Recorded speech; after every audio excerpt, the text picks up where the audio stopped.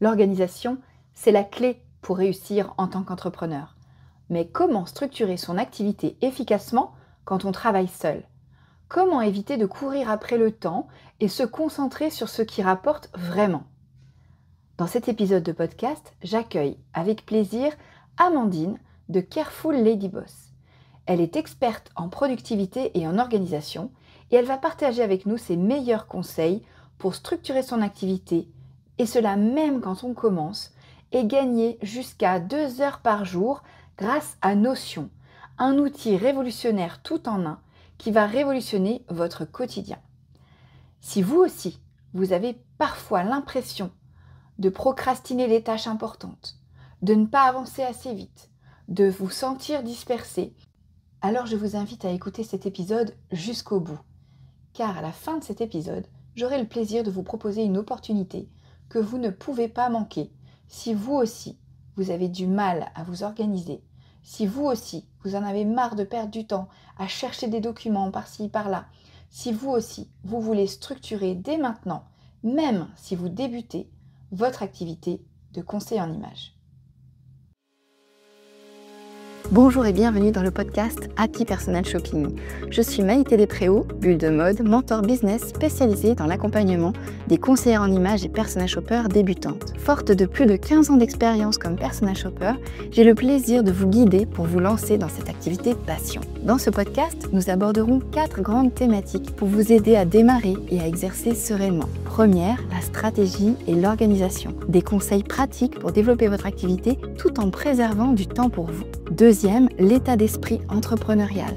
Je vous donnerai les clés indispensables pour bâtir une entreprise solide et durable. Troisième thématique, le savoir-faire métier. Tout ce qu'il faut maîtriser pour asseoir votre expertise et devenir une véritable professionnelle. Et enfin, les inspirations, des idées en matière de business et de style pour nourrir votre créativité, enrichir vos connaissances et mieux accompagner vos clients. Si tout cela vous plaît, alors commençons tout de suite avec l'épisode du jour. Bonjour Amandine, bienvenue dans le podcast. Bonjour Maïté, merci de ton invitation. Avec grand plaisir. Aujourd'hui, tu le sais, notre objectif, c'est de parler d'organisation de productivité. C'est ton sujet de prédilection. Depuis combien de temps est-ce que ça t'intéresse? C'est un sujet que j'ai commencé à explorer quand j'étais au lycée, donc on va pas compter les années, mais on va dire plus de 10. Mais ça fait pas 10 ans que tu en as fait ton métier, c'est assez récent, je crois. Oui, exactement. Donc au départ, ça m'intéressait à titre personnel parce que j'étais je suis toujours étourdie.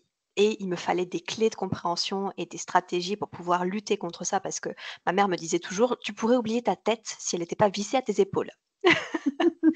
Voilà, et puis, au fur et à mesure.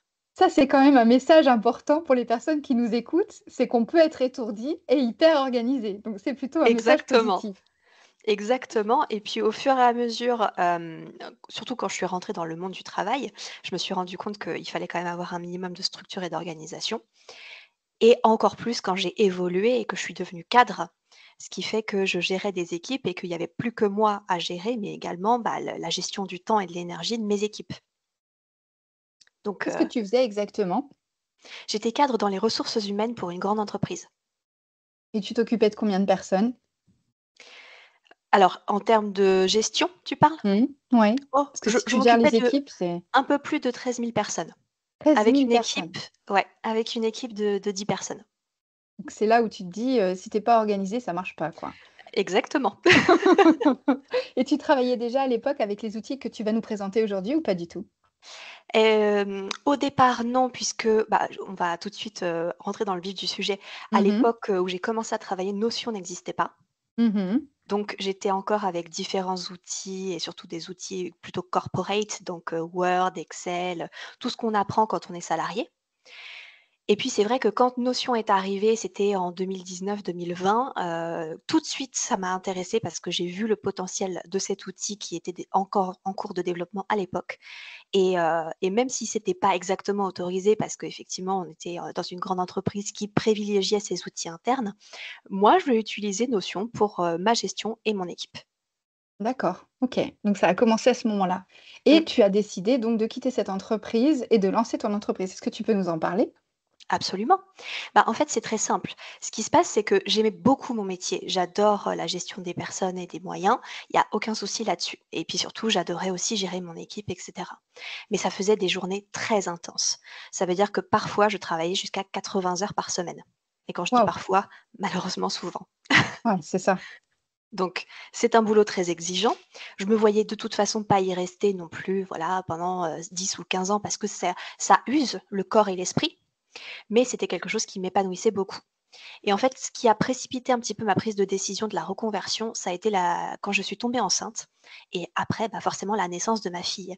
Si tu veux, je me suis dit: «D'un côté, il y a ce travail que j'adore, mais où je consacre, bah, en fait, tout mon temps éveillé et de l'autre, il y a la vision que j'ai de la maternité et de comment j'ai envie de vivre ma maternité et comment j'ai envie de profiter de ma fille». Bien sûr. Et donc c'est là que tu as sauté le grand pas. Oui, j'ai sauté le pas, j'ai lancé mon entreprise et puis, bah, depuis maintenant, je suis entrepreneur. C'est génial. Alors tu sais quoi? Il y a une question, je pense que la plupart des personnes qui nous écoutent aujourd'hui se posent, c'est comment est-ce qu'on sait si on est bien organisé ou pas? C'est quoi les signaux auxquels on va devoir s'attacher? Je dirais qu'il y en a 2, pour faire simple, d'accord? Ce qui me vient directement, à Simple, l'esprit. c'est très bien, ça nous va bien. Déjà, si quand on parle d'organisation, de productivité et de structuration d'entreprise, il y a personne qui est en train de se crisper, c'est déjà un très bon signe. Ça veut dire qu'on est conscient de l'importance que ça peut avoir dans la gestion de son business et dans la gestion aussi de son mindset et de sa sérénité. Parce qu'on fait ça à la base comme soutien à un mode de vie qui nous convient. Le deuxième critère qui est pour moi essentiel et un très bon indicateur, c'est tout simplement quand on est entrepreneur, qu'on fait a priori un métier qu'on adore, qu'on a choisi, un métier passion, et que malgré cela, on se retrouve parfois, souvent, à procrastiner. On connaît, hein? Pareil, c'est un signe. C'est un signe. Alors, ça ne veut pas dire qu'il faut tout changer du jour au lendemain. Ça veut juste dire que c'est un petit message que nous envoie notre corps et notre esprit en disant là, c'est pas fluide, il y a quelque chose à retravailler parce que bah, tout simplement, il faut faire en sorte que notre métier de cœur puisse nous apporter aussi bah, de quoi s'alimenter au quotidien. D'accord. Et donc ça passe par une phase de structuration. Pourquoi est-ce que c'est aussi important de structurer son activité, même quand on est solopreneur, même quand on est à son compte, seul? Et donc en particulier, je pense à nos chères conseillères en images qui sont en train de se lancer, qui nous écoutent. Je dirais que c'est super important parce que c'est ce qui fait la différence entre un hobby et une entreprise. Vous êtes conseillère en images, vous avez lancé votre entreprise. Même si vous travaillez seul, vous êtes chef d'entreprise. Et donc, à ce titre, bah, il faut avoir le professionnalisme requis. Donc, il y a très peu d'exigences quand on est auto-entrepreneur. L'une des seules exigences concrètement, c'est de faire ses déclarations à l'URSSAF et de suivre son livre de recettes. Le reste, on va dire que c'est du surplus. Sauf que on s'en rend compte quand même sur des sujets très rapidement comme la communication ou le marketing, le surplus est une évidence. C'est beaucoup moins le cas, en tout cas, les gens font beaucoup moins la connexion sur des thématiques beaucoup moins sexy, comme l'organisation et notamment la sécurisation juridique. Sauf que, pour le coup, c'est complètement essentiel aussi. Alors, je ne vais pas parler des autres sujets pour l'instant, je vais parler de l'organisation. Si on a une entreprise structurée, on est en capacité de préserver son temps et son énergie, de cadrer les relations avec la clientèle dans le cadre de prestations de services, de retrouver tous les documents qu'il faut et d'avoir une image professionnelle qui va donner envie aux gens de travailler avec vous et tout simplement de vivre sereinement de son activité sans se poser la question de comment on va payer les factures le mois prochain.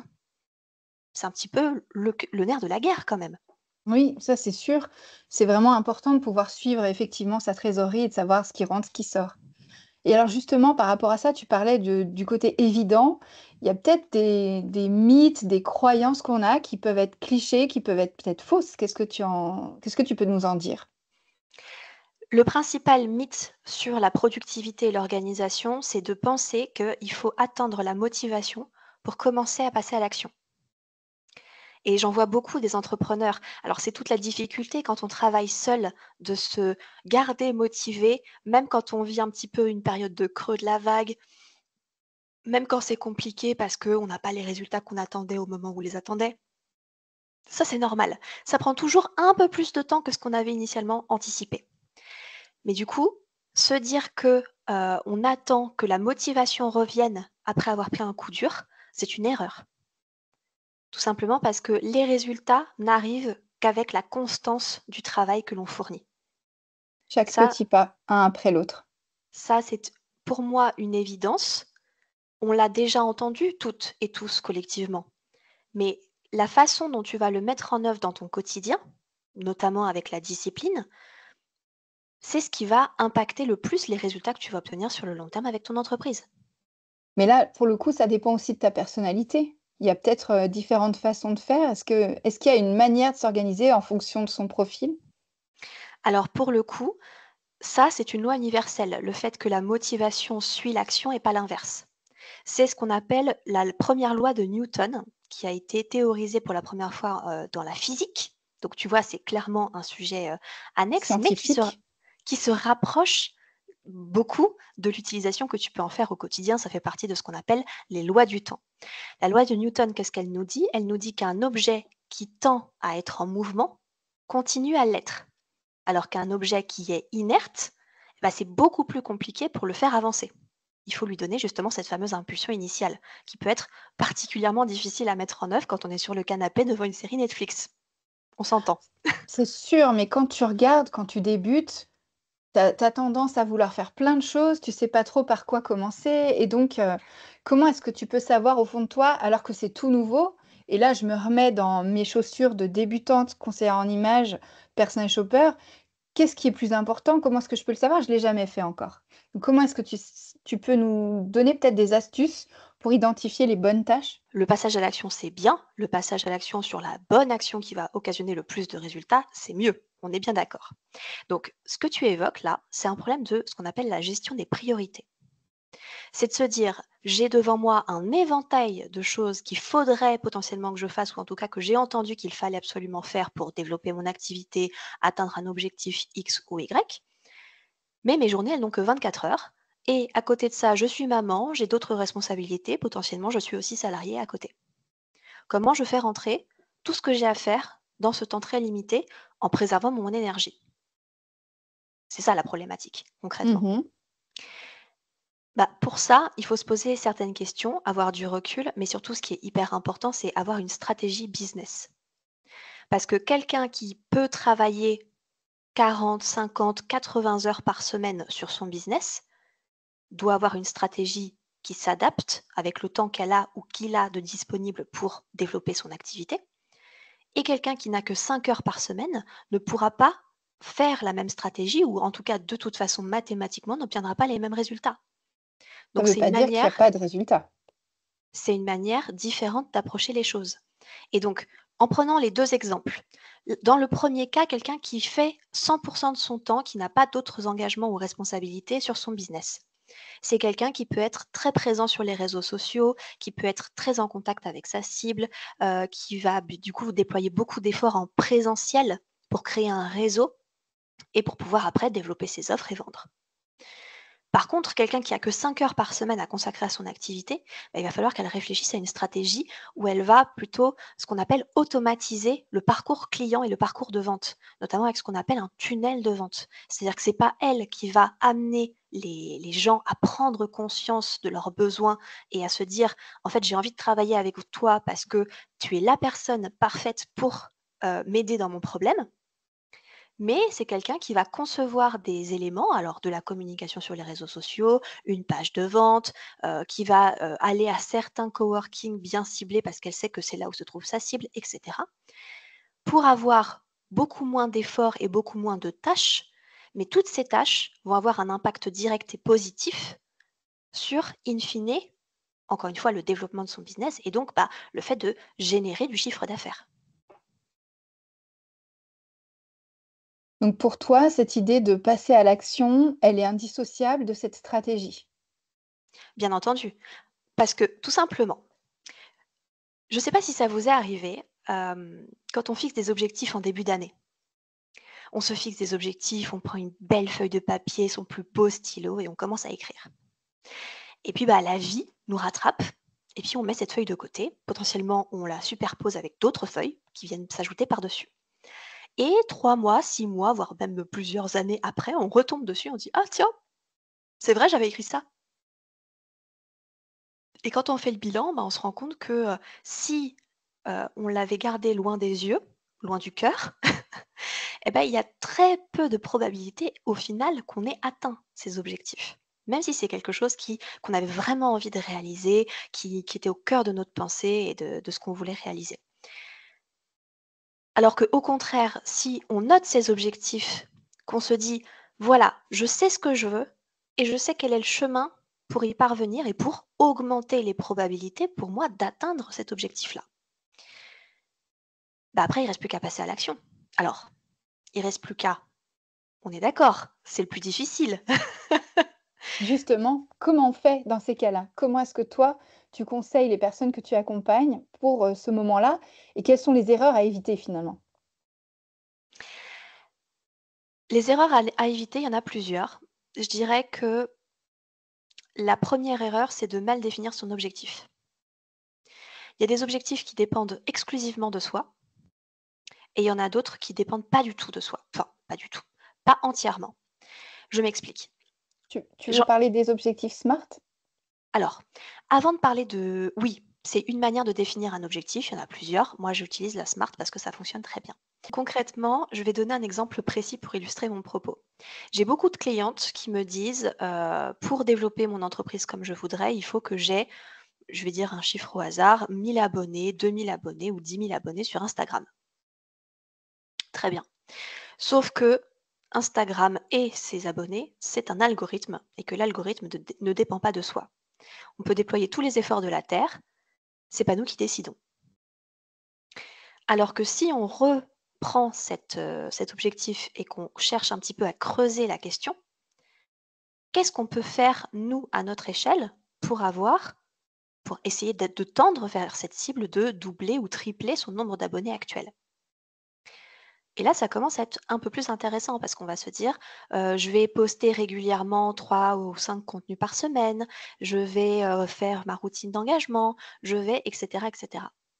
Et comme ça dépend que de soi, bah, c'est beaucoup plus facile d'agir et surtout on est responsable des résultats, qu'ils soient bons ou mauvais.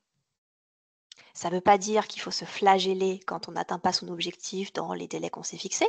Ça veut surtout dire que c'était pas la bonne trajectoire et qu'il faut réajuster la trajectoire, soit en cours de route quand on s'en rend compte, soit à la fin de l'échéance initiale qu'on s'était fixée, parce qu'en fait, on se rend compte qu'il faut plus de temps pour le faire. Donc il vaut mieux se dire: «Je poste 5 fois par semaine» plutôt que de dire: «Je vise les 500 abonnés». Oui, tout simplement parce que les deux actions vont avoir le même résultat. Si on est constant dans ses posts, on va avoir plus d'abonnés mathématiquement. Mais d'un côté, on maîtrise les choses et quand est-ce qu'on peut les faire, de l'autre, on ne maîtrise pas. Parce qu'encore une fois, on ne sait pas quand est-ce que chacun aura 500 abonnés ou 1000 ou 10 000. Donc là, tu parles du fait de bien définir ses objectifs et de faire attention à ce qu'on peut ou pas contrôler. Mais Oui, là, concrètement, après, tu t'organises comment? Parce qu'effectivement, donc, imaginons j'ai cette stratégie de contenu à faire, mais il n'y a pas que la stratégie de contenu que je dois développer si je veux créer mon entreprise c'est et en sûr. vivre. Donc, comment est-ce que toi, tu conseilles les personnes que tu accompagnes à cette étape-là? Je dirais que chaque parcours est différent. Mmh. Donc, il n'y a pas de recette universelle. Ça, je pense que tout le monde le sait. Ceux qui vous les vendent en général, ils vous vendent la leur et ce qui a marché pour eux. Une fois qu'on a défini son objectif, c'est ce que j'appelle personnellement l'augmentation des probabilités. J'ai, cet adage que m'a donné une collègue entrepreneur quand je me suis lancée, qui m'a dit: «Si tu veux atteindre 10 000 € de chiffre d'affaires, pose en place toutes les actions pour atteindre 20 000 € de chiffre d'affaires». Parce que on s'entend bien, la vie est faite d'imprévus, de choses qui vont et de choses qui vont pas. Et donc quand on se fixe un plan d'action en se disant: «Je veux atteindre les 10 K, voilà ce que je vais faire», il y a des choses dans cette liste qui potentiellement ne pourront pas marcher ou qu'on n'aura juste pas le temps et l'énergie de mettre en œuvre. Et c'est OK, encore une fois. Mais du coup, si on n'a pas prévu un plan B, une stratégie, eh ben, on se retrouve un peu le bec dans l'eau et avec pas les résultats qu'on attendait et surtout aucune idée de comment corriger le tir. La stratégie, c'est ça. Et alors, donc une fois qu'on sait à peu près comment on a envie d'augmenter les probabilités, qu'on sait à peu près la feuille de route, donc là, pareil, on a bien conscience que ça dépend des parcours. Bon, quand on est conseillère en image, il y a quand même un travail à faire, au niveau du type de client qu'on va viser et donc d'aller trouver ces clients, comme tu le disais tout à l'heure, le fait d'aller voir dans des coworking, pourquoi pas? Alors pour le conseil en image, ça peut être le fait d'aller, rencontrer des centres commerciaux, des responsables pour travailler avec eux ou d'aller, là où des clientes potentielles peuvent se trouver pour parler de ce qu'on fait. Mais, cette stratégie-là, tu vois, ce que j'aimerais qu'on essaye de faire comprendre aux personnes qui nous écoutent, c'est comment est-ce qu'on sait si on a une to-do list ou si on a une vraie stratégie entre les mains? Parce que, tu vois, le mot stratégie, c'est un mot qui fait un peu peur. Il a un côté un peu, obscur, il a un côté un peu, quand tu regardes koh les stratèges, on les aime pas. Enfin, tu vois, il y a un côté un peu négatif. Donc en soi, comment est-ce que toi, tu définirais ce que c'est qu'une stratégie efficace? Quels sont les critères que tu pourrais identifier? Et puisqu'on parle d'organisation, quels sont les critères qui me permettraient de dire si oui ou non, mon organisation est OK pour l'objectif que je me suis fixé, en partant du principe que cet objectif, est bon? Si on reprend le cœur du sujet, à savoir faire la différence entre être occupé et être efficace. J'aime bien, j'aime beaucoup ça. C'est Quand une tu phrase as très inspirante, je trouve. quand tu as une to-do list qui déborde, que tu as l'impression de courir après le temps toute la journée et que à la fin de la journée, même si tu as passé 10 heures ou 12 heures devant ton ordi, tu as l'impression de ne pas avoir avancé et surtout tu as pas de résultats concrets, à savoir des devis signés, du CA qui rentre, a priori, tu peux te dire que tu es occupé, potentiellement organisé, mais pas stratégique. À savoir, tu t'éparpilles, tu poses plein d'actions, mais les résultats se font attendre. Voilà. Alors sachant qu'il faut quand même un petit peu de temps, les résultats instantanés n'existent pas, hein, à part dans les jeux vidéo où il y a action-réaction directement, sinon dans la vraie vie, il faut toujours attendre un petit peu. Ok. C'est là que la stratégie est importante et a tout son sens. Elle permet de poser des actions qui auront un impact certain sur son business, même s'il se fait attendre un petit peu. C'est ce qu'on appelle la gratification différée. Et c'est d'avoir la patience de continuer à réaliser ces actions dans l'attente de ce résultat. Parce que le plus dur, c'est ça.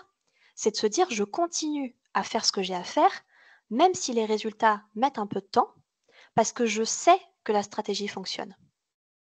Comment on sait donc qu'une stratégie fonctionne pour soi? Il y a de multiples facteurs. Il y a qu'est-ce qui nous touche, qu'est-ce qui fonctionne avec nous? Et là, la réponse, elle est particulièrement individuelle. Il y a des Tu peux gens, donner un exemple? Ouais. bien sûr, il y a des gens qui sont très sensibles à une page de vente hyper bien écrite, et il y en a d'autres, ils ont besoin de voir la personne parler. Et s'il n'y a pas un atelier en direct où elle voit la personne, comment elle s'exprime, son ton de voix, sa gestuelle, comment elle se comporte, eh ben, elle travaillera jamais avec cette personne. Ça, c'est un exemple. Et clairement, c'est une manière pour vous de vous positionner. Clairement, en termes de stratégie, je conseille à mes clientes qui ne sont pas à l'aise avec la prise de parole à l'oral de, pour l'instant, éviter l'exercice de l'atelier collectif devant 10, 20, 50 personnes. Parce que le but, c'est pas de les mettre mal à l'aise juste pour les mettre mal à l'aise. Le but, encore une fois, c'est de démontrer leur expertise et de donner envie aux autres de travailler avec elles. Et pour ça, il faut les mettre en valeur, bien sûr. Donc ça se travaille dans un second temps, mais d'abord, il faut faire les choses sur lesquelles elles ont des compétences et de l'appétence, des choses qu'elles ont envie de faire et de mettre en place. Tout part de là. Dans un deuxième temps, quand on est débutant, quand on commence, faut se dire qu'on ne va pas réinventer l'eau chaude à chaque fois. Des stratégies business, marketing, des business plans, donc des systèmes d'organisation de business, il y en a déjà plein, des modèles qui existent. Souvent, c'est des gens qui vous inspirent. Donc, regardez comment ils conçoivent leur modèle. Regardez combien de temps ça leur prend par semaine, par mois, depuis combien de temps ils sont lancés. Le but, c'est pas de se comparer, mais c'est de se dire, tiens, c'est intéressant, son modèle, il est fait comme ça. ça lui représente environ tant d'heures de travail, c'est faisable pour moi ou c'est pas faisable pour moi en fonction de mes contraintes personnelles. J'aime bien que tu parles d'écosystème personnel parce qu'effectivement, on est toutes inégales là-dessus. On peut avoir des enfants, un travail à côté, on peut s'occuper de ses parents. Enfin bref, il y a plein de raisons qui font qu'on ne sera pas à 100% sur le temps qu'on peut consacrer et ça n'empêche pas qu'on soit hyper motivé, comme tu le disais tout à l'heure.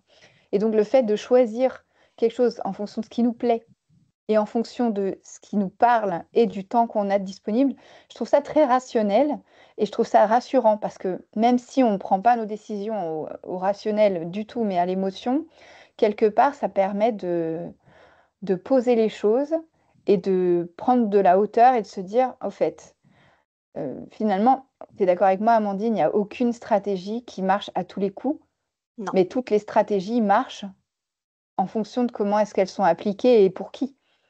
Donc, il n'y en a pas une meilleure qu'une autre en soi. Oui, exactement. Il y en a pas une meilleure qu'une autre, il y a celle qui nous correspond le mieux et souvent c'est un amalgame de celles qu'on a vues ailleurs et notre propre cocktail à nous, qui nous est Ouais, propre. qu'on a remixé. Et il y a 2 choses que je voudrais dire pour rebondir à ce que tu viens de dire qui est hyper important et hyper pertinent. Le premier, c'est que parfois, sur les réseaux sociaux notamment, on a tendance à nous faire croire que la réussite est en partie due à la chance. Mmh. Sauf que quand on regarde, il y a eu effectivement un petit peu de chance pour 5 ou 10 de l'équation, mais quand même, il y a eu énormément de travail derrière. Et quand je dis travail, c'est les actions posées au bon moment pour avoir le maximum de résultats en un minimum d'efforts. Sinon, les personnes ne seraient plus là. Elles seraient J'ai une déjà en phrase pour burn-out. ça. Ah mais Voilà, c'est clair, j'ai une phrase pour ça. Moi, c'est mon père qui m'a toujours, éduquée dans cette façon de faire. C'était: «Aide-toi et le ciel t'aidera». il y a ça, exactement. Et il y a une autre phrase, d'un coach américain qui s'appelle Alex Hormozy, que j'aime beaucoup, qui dit: «La différence entre ceux qui échouent et ceux qui réussissent, c'est que ceux qui réussissent, ils se sont pas arrêtés en cours de route». Pour moi, c'est la meilleure stratégie, mais je suis partiale. Et donc forcément, ça passe par l'organisation. De ton point de vue, la Oui, stratégie, elle repose sur cette idée d'organisation. Et alors comment est-ce que, on en vient à parler de notion? Pourquoi est-ce que pour toi, notion, c'est l'outil qui va te permettre justement de concrétiser cette stratégie? Parce que c'est pas un outil de stratégie, notion, c'est un outil d'organisation, c'est bien ça? notion, c'est ce qu'on veut en faire. Sa seule limite, c'est l'imagination. Et quand je dis ça, du coup, ça va peut-être faire peur à certains et certaines d'entre vous. Donc, on a parlé depuis le début de l'épisode de stratégie, à quel point c'était important et comment on pouvait poser les bases de la sienne. Ok, super. Mais ma question, la plupart du temps pour mes clientes, c'est d'accord, mais comment tu vas lui donner vie à cette stratégie? Comment tu vas faire en sorte de suivre les actions que tu dois poser au quotidien? Quel outil tu vas utiliser pour centraliser tout ton business? Parce que voilà, je suis mentor en productivité, donc le sujet de l'organisation, c'est mon sujet préféré. Je pourrais en parler pendant des heures. La principale erreur des gens et surtout des entrepreneurs, c'est de noter à plusieurs endroits différents des informations importantes de leur business.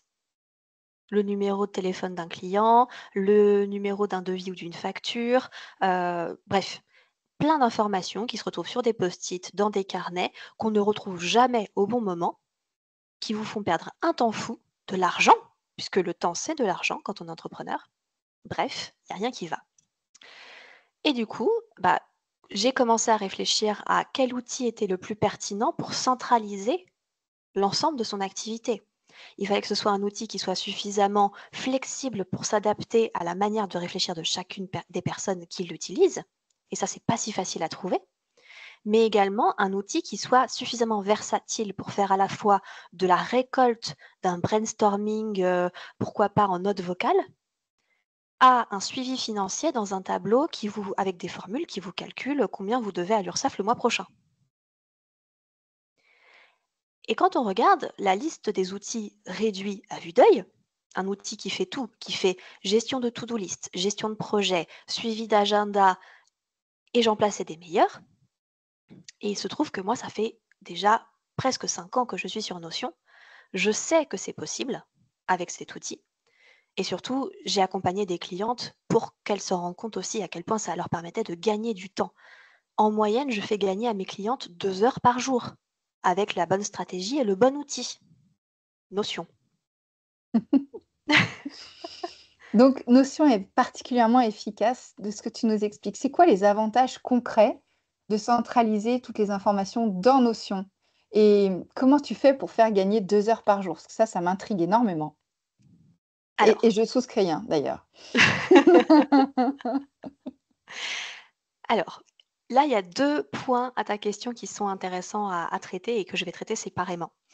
Pourquoi Notion est un excellent outil d'organisation? Comme je le disais un petit peu en propos liminaire, c'est que tu pars d'une page blanche et avec un petit peu de savoir-faire et un petit peu de technicité, tu peux en faire ton copilote qui soit hyper pertinent pour toi et surtout presque automatisé. Alors, j'aime pas parler de ça, mais en gros, c'est presque un outil qui travaille pour toi. Il travaille Alors pas là, à ta place, mais il te met devant les yeux ce que tu dois faire aujourd'hui en priorité. moi, j'entends déjà les auditrices qui vont nous dire: «Oui, mais encore un logiciel à apprendre, c'est compliqué, la technicité, tout ça, j'ai pas le temps de perdre du temps à m'occuper de comprendre comment ça marche Notion». C'est pour ça qu'il y a plein de solutions qui existent. Quand on a très peu de budget, il y a des templates qui sont faits et qui sont commercialisés, mais du coup, ça va être le reflet de la façon de penser et de s'organiser de celui qui l'a conçu. Et quand on a un peu plus de budget et d'énergie, soit on apprend à le faire soi-même, soit on le délègue à quelqu'un qui est un expert, un consultant sur la thématique. Ça, c'est le meilleur conseil que je peux donner, clairement, pour avoir tout, euh, pour pouvoir tirer pleinement profit de l'outil, de la puissance de l'outil.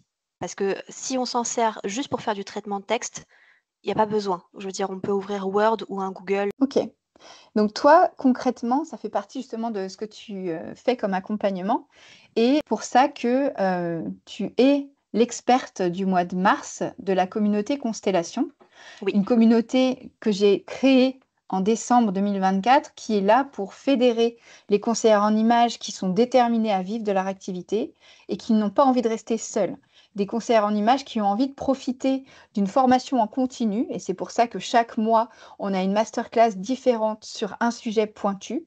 Et donc, ce mois-ci, ce mois de mars, à l'heure où nous enregistrons cet épisode, c'est toi qui vas nous faire l'honneur de nous expliquer, donc nous prendre par la main pour nous expliquer ce qu'est Notion. Et donc, ce que tu disais, le fait de pouvoir avoir recours à une personne qui est experte sur ce logiciel-là, c'est la meilleure manière de commencer à structurer son activité maintenant avec Notion. Est-ce que c'est quelque chose qui est ouvert à tout le monde ou est-ce qu'il faut avoir une certaine base technique pour commencer, Amandine? il n'y a absolument besoin d'aucune base. Notion, c'est ce qu'on appelle un logiciel de no-code. Ça veut dire que littéralement, il n'y a pas besoin d'apprendre un langage informatique pour s'en servir. Et je vous avoue, moi, ça m'arrange bien, je ne suis pas développeuse web. Donc, clairement, il faut dédramatiser ce sujet-là.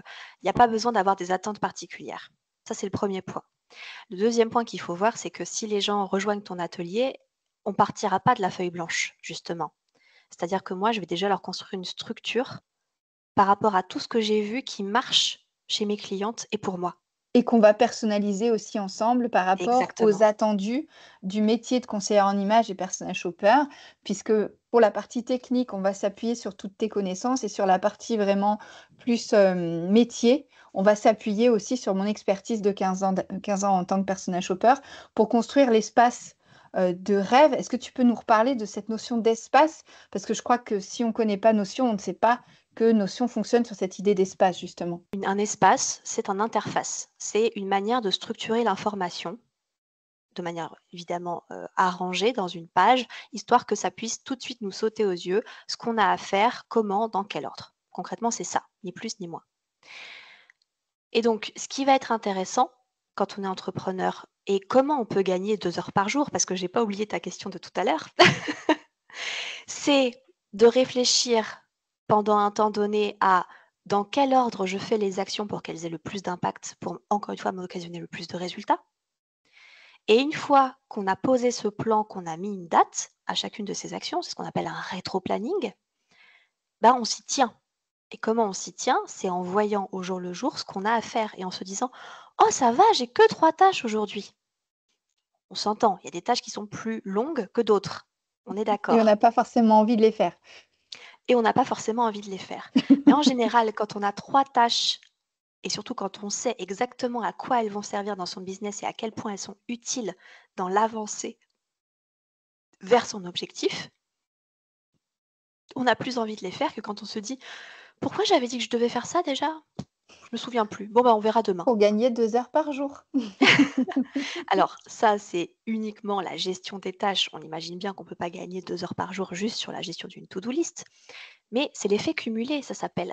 C'est-à-dire que gagner 5 minutes sur la gestion de sa to-do, gagner 10 minutes à pas rechercher un mot de passe, à pas rechercher une information avec son client, gagner une demi-heure à pas rédiger un mail parce que son client demande où en est le livrable, où est-ce qu'on en est sur le projet, etc., etc. Utiliser des templates, c'est-à-dire des modèles que l'on peut dupliquer de client en client pour faire une seule fois un travail de modélisation d'un espace collaboratif, par exemple, et ensuite pouvoir le réutiliser, j'allais dire, à l'infini. C'est tout ce travail-là qui fait gagner du temps au quotidien. Donc dans un premier temps, il faut accepter déjà, de participer à l'atelier pour pouvoir façonner l'espace et ensuite, il faut aussi accepter que, comme tu le disais tout à l'heure, chaque chose prend du temps. Le fait de s'organiser, ça prend du temps, mais c'est reculer pour mieux sauter. C'est comme le disait Abraham Lincoln: «Passer plus de temps à aiguiser sa hache qu'à couper un arbre». Mais en soi, c'est donc, comme tu le disais, totalement accessible à une personne qui débute, qu'elle ait ou pas déjà structuré sa stratégie, qu'elle ait ou pas déjà structuré, tous les éléments de son organisation finalement. Exactement. Notion est l'outil. D'un côté, il y a la stratégie qui va être transposée sur l'outil qui est Notion. D'accord? Donc, peu importe la stratégie, peu importe le niveau technique sur l'outil, il n'y a pas besoin d'être une experte et littéralement, c'est adapté aux débutants. Parce que quand je vais créer la structure, bah, je vais l'adapter pour qu'elle soit prise en main hyper facilement pour n'importe qui, parmi ta communauté, évidemment. Donc, le but, c'est de voir la puissance de l'outil, tout son intérêt derrière, en vous montrant quelques outils techniques et à quel point ça peut vous être utile au quotidien pour centraliser toutes les informations, encore une fois. Et surtout, c'est pas juste pour centraliser les informations pour me faire plaisir. C'est pour pouvoir être en capacité de les retrouver au bon moment, quand vous en avez besoin. C'est ça l'intérêt principal. Oui, de pas chercher parmi, des milliards de pages sur un carnet. Même si tu numérotes les pages et que tu dis que c'est page 12, malheureusement, il faut retrouver l'endroit où c'est noté que c'était page 12, quoi. Bah, on va pas se mentir, l'avantage de l'informatique, c'est quand même qu'il y a une recherche par mots-clés. C'est d'une praticité rare et surtout ça prend moins de 3 secondes.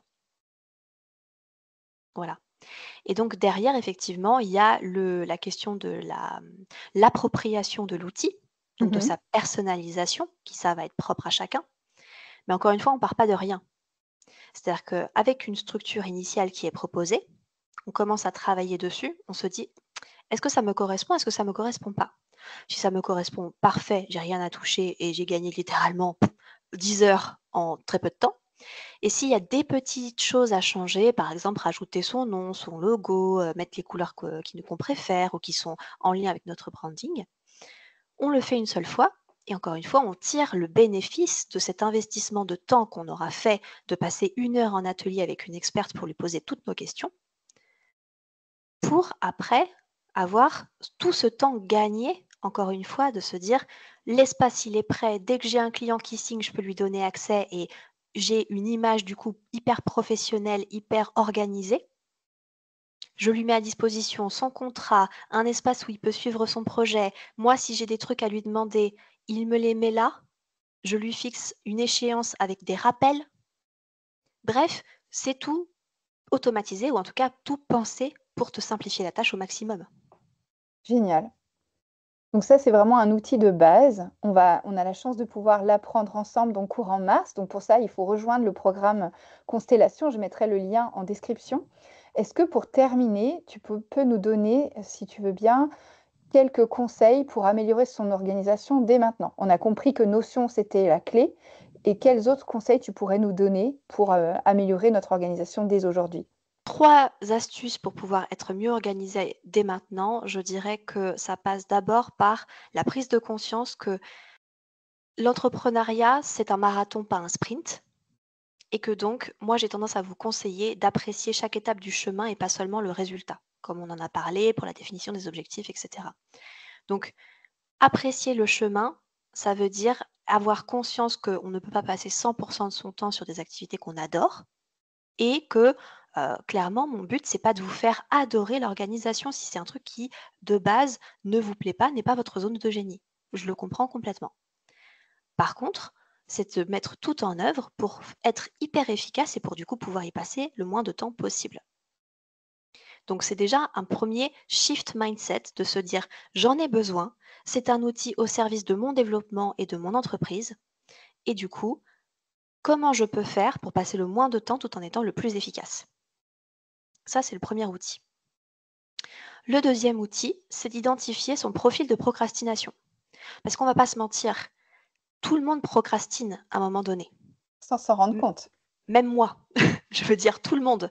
Voilà, un jour pas fait comme un autre, le petit dernier qui fait passer nuit, voilà, il y a mille et une raisons de procrastiner. La plupart des gens ont tendance à oublier à ne pas savoir qu'il y a plusieurs profils de procrastination. Mhm. On a tendance à parler de la procrastination comme si c'était le sujet unique. En réalité, il y en a beaucoup, des typologies qui sont différentes. Et donc, les façons dont on va pouvoir agir contre cette procrastination vont dépendre de quel profil on a en priorité pour soi.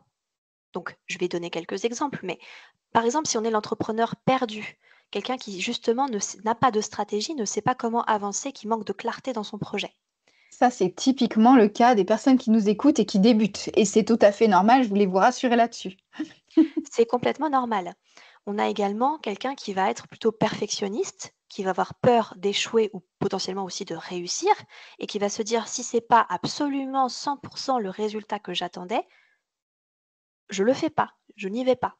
Syndrome de l'imposteur. Ça aussi, ça parle complètement et enfin, je me mets dans le lot, hein. Pour le coup, quand on débute, on a cette peur de ne pas être assez bien parce qu'on se met des exigences incroyables, parce qu'on a tendance à se comparer à d'autres personnes qui sont déjà dans le milieu depuis plusieurs années, qui sont passées par ces différentes étapes, mais on a tendance à l'oublier. On regarde juste le résultat.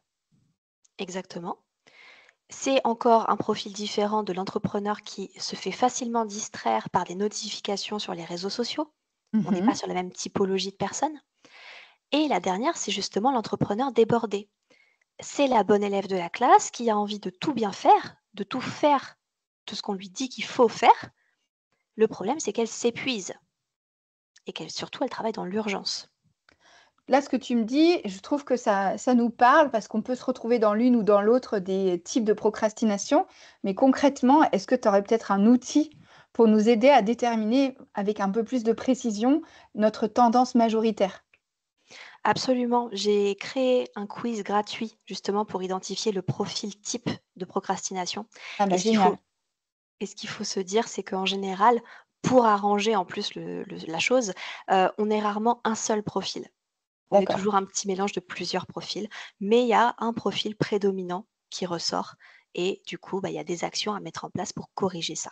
Bon, bah ça c'est rassurant et pour le coup, on pourra proposer aux personnes de faire le quiz en cliquant directement dans le lien. On le remettra en description si tu veux bien. Clairement. Parfait. La troisième piste, c'est en termes d'organisation, de choisir un minimum d'outils, de ne pas s'éparpiller. Il y a ce qu'on appelle le syndrome de l'objet brillant, si ça te parle. Et pour ceux à qui ça parle pas, c'est le principe de se dire, dès qu'on voit un nouvel outil, une nouvelle stratégie, quelque chose de nouveau, de se dire: «C'est forcément mieux que ce que je suis en train de mettre en place» et donc ma recommandation, c'est d'utiliser le moins d'outils possible et de pas changer d'outil toutes les semaines. Parce qu'évidemment, quand on change d'outil, bah, il faut apprendre à s'en servir comme il faut. Éventuellement, on paye une souscription pour plusieurs semaines ou plusieurs mois ou plusieurs années. Donc il faut avoir le temps de rentabiliser et d'amortir cet investissement.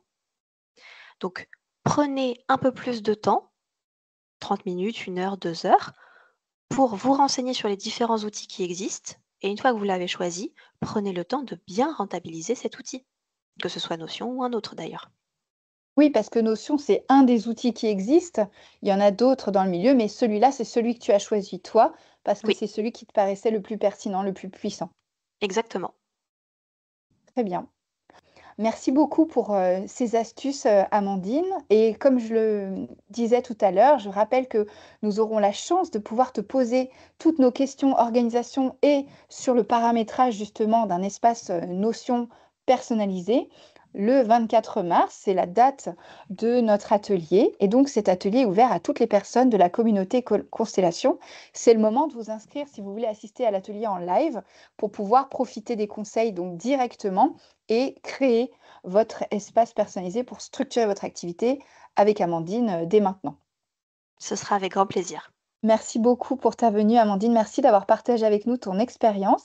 Et je tiens aussi à dire à nos auditrices que vous pourrez retrouver l'essentiel de ce qu'Amandine a dit avec quelques astuces complémentaires sur le blog Bulle de Mode. Je vous mettrai le lien de l'article que nous avons réalisé en collaboration avec Amandine directement à partir de ce podcast. Merci encore, Nickel. Amandine.